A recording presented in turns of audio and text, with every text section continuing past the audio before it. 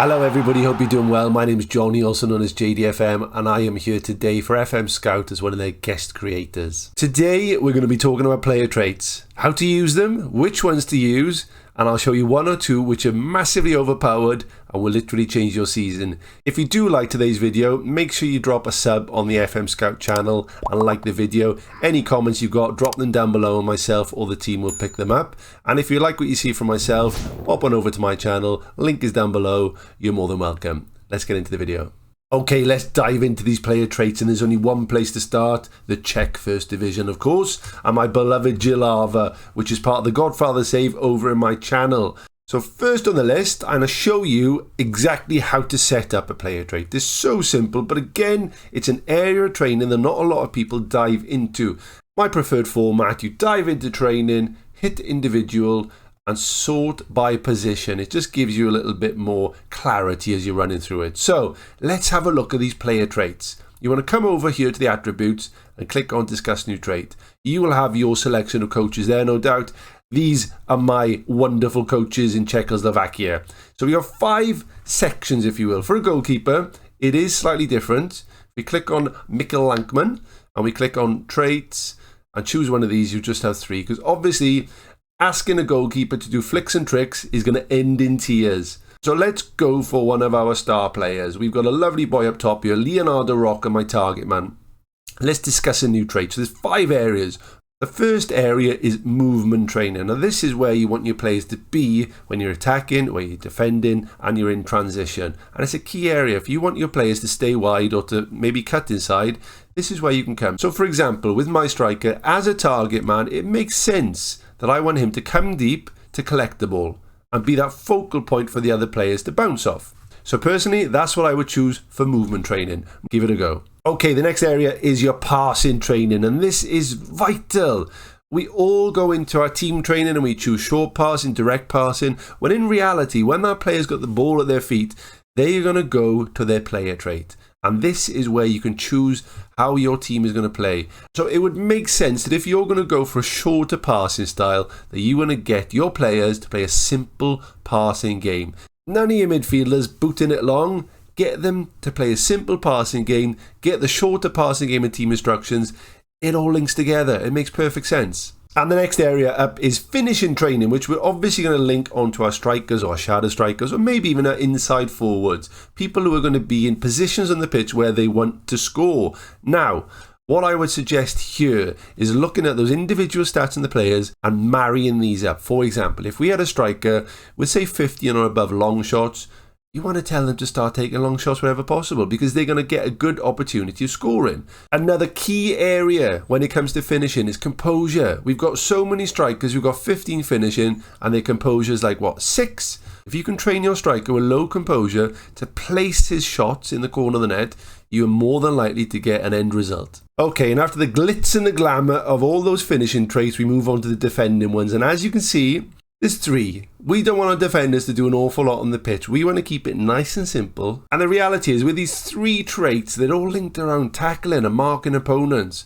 Again, work out what you want from your team and choose the relevant one. If you want your team getting stuck in, getting in the faces of the opponents, then do that. Throw them into tackles. Mark the opponents tightly. You can mould your training to suit the tactic. Now moving on to the last one after defending, we've got ourselves technique training. This has got an absolute raft of different ones here, and rightly so, because the technique is basically football. Everybody wants to improve their ability on the ball, which is exactly what technique is. Everything on the ball. So I'd add that this is something you have to link to the player's ability, what they're good at, what they're weak at, and make sure you get it right.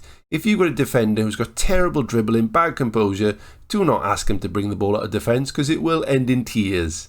If you've got a player who's very strong on his left foot but terrible on his right, then this is a good one for you. Get them to avoid using their weaker foot whenever possible. Why would you want him to cross with his right foot when it's going to go over there, when you want it to go over there? And they are your options. They are all the different traits you could choose to nail down the exact tactic and the exact playing style of your team. And we're going to add one right now. So Leonardo Rocca is my star target man. Absolute man-mountain of a man, 6'7", and we want to get him a trait. So my thoughts for it is movement training. We want to come in here, and which one would suit him most? As a target man, we don't want him in the channels. We don't want him beating the offside trap. I want him coming to the ball and controlling it. But as well as that, I don't want him too far out of that area. I want him to stay in there. So I don't particularly want him to come deep to get the ball. I want him to play with his back to goal. So you click on that and your coach will give you an advice. So on the flip side, this one works very well.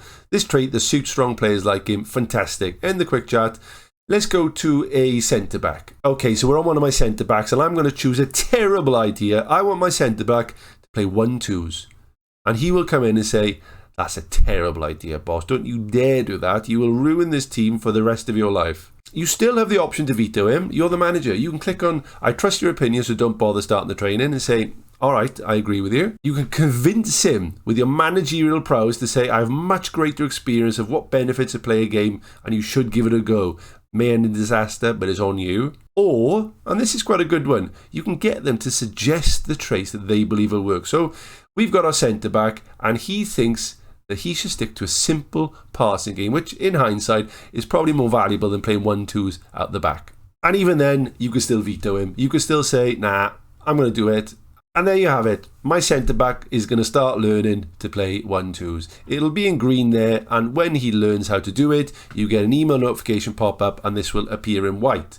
Just to give you an idea of what these traits can do to your team, I'm going to show you a bit of magic here from the Czech Republic. This is my team, Jilava, who, let's be honest, on paper is terrible. We were expected to finish bottom of the league by a mile, and we're up in 3rd position. And the player traits have been a main reason behind that. And I'm going to show you a few very overpowered traits. And these are the ones you need to try. So whoever takes your throw-ins, work out who takes the best throw. So my right back is the player in the team who takes the throw-ins because he has long throws of 14.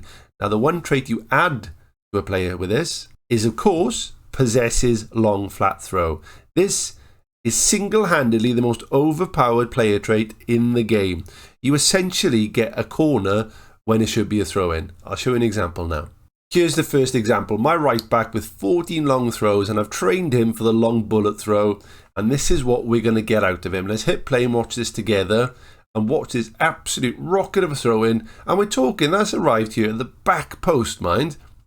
That's what you're going to get out of it. All these throw-ins from this sort of 18-yard region are going to be crosses. They're going to come flying in. So on the flip side, my opponents just want to throw in a very decent position. If this was us, I'd be confident that we could get that ball in the box and have an opportunity. But this guy does not have the long bullet throw trait in his armory. So he goes short. We smother the plays immediately. And look, we're on the counter-attack. The way the game mechanics are set up this year, that trait is perfect. Give it a go and let me know in the comments if you've had any luck with it. And we're back to the tactics screen to show you one more player trait before I leave you alone for the day. If you've got a player in this position here, now I use a shadow striker, you can of course use the advanced playmaker, the advanced midfielder, anybody in a creative role behind the strikers, ideally 2. This is the player trait for you. Tries killer balls often. The amount of space this lad gets behind the strikers, ball comes into him, and rather than going wide or going back to a defender, he's turning and looking who's in behind. This trait will get you opportunities. I'm not saying it's going to get you goals, because it depends who you got up top. We've got a lad here, Havlich, who is scoring for fun thanks to this lad. But yet again, another overpowered trait that you can try. But it's all about your tactic. Take it back. What do you want from your team? And don't just go over here to your team instructions, because that's saying to everybody, right, float your crosses, work the ball into the box. It's not really getting down to the nitty-gritty of how you want your players to play. You've basically got a blank canvas to do whatever you want. And that's it for player traits. I've mentioned a few. No doubt you've all got your own ideas and thoughts, and I'd love to hear about them. Pop them in the comments down below, and either myself or the Scout team will get back to you. And if you have enjoyed this as a one-off guest specialist video, please hit the like button. Sub to the FM Scout team, and if you like what you see, head on over to my channel. The link is down below. Like I say, you're more than welcome. You guys take care, and I'll hopefully see you soon.